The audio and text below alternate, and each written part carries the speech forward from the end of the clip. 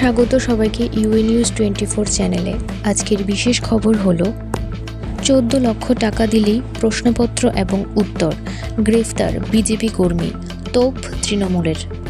14 লক্ষ টাকা দিয়ে নাকি পরীক্ষার দুদিন আগেই প্রশ্নপত্র এবং উত্তর পাওয়া যাচ্ছিল।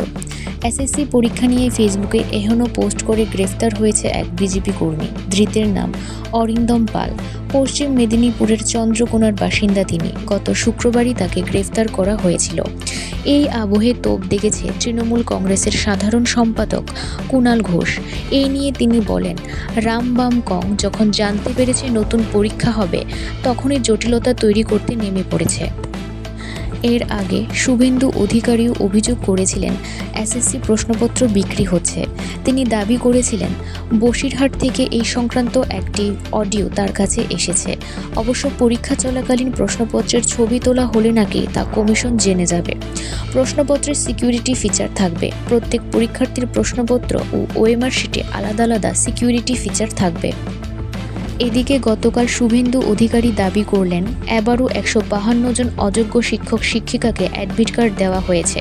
শুভেন্দু অধিকারী বলেন 152 জন দাগিকে অ্যাডমিট দেওয়া হয়েছে। 1958 জন শিক্ষক শিক্ষিকা দাগি 1806 জনের নাম ঘোষণা করেছে, আর 152 জন দাগিকে পরীক্ষায় বসাচ্ছে। ত্রুটিপূর্ণ পরীক্ষা হতে চলেছে। প্রশ্ন বিক্রি হয়েছে। সেন্টার প্রতি অর্থের বিনিময়ে তৃণমূলের লোকেরা পুলিশকে সঙ্গে নিয়ে 9 বছর পরে একটা প্রহসনের পরীক্ষা করছে।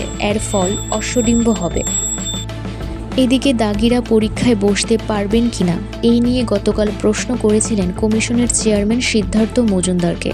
তখন তিনি বলেছেন, প্রতিটি প্রতিযোগিতামূলক পরীক্ষা এবং অ্যাডমিট কার্ড প্রভিশনাল। এমনও উদাহরণ আছে যে কলকাতা বিশ্ববিদ্যালয়ের পরীক্ষার পর তার রেজাল্ট বেরোলো না। দেখা গেল তার কোনো গণ্ডগোল ছিল, তবে সেটা কোনো কথা নয়। উল্লেখ্য, গত 30শে জুলাই অযোগ্য 1806 জনের নামের তালিকা প্রকাশ করেছে এসএসসি। এসএসসির প্রকাশিত এই অযোগ্য শিক্ষকদের তালিকা ঘিরে তুঙ্গে রাজনৈতিক চর্চা।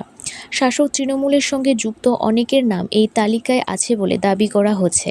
তাদের মধ্যে কেউ মন্ত্রীর মেয়ে তো কেউ কাউন্সিলর, কেউ আবার তৃণমূলের দাপুটে নেতা, কেউ আবার দাপুটে নেতার স্ত্রী, আর কেউ জেলা পরিষদের সদস্য, কেউ বা অঞ্চল সভাপতি।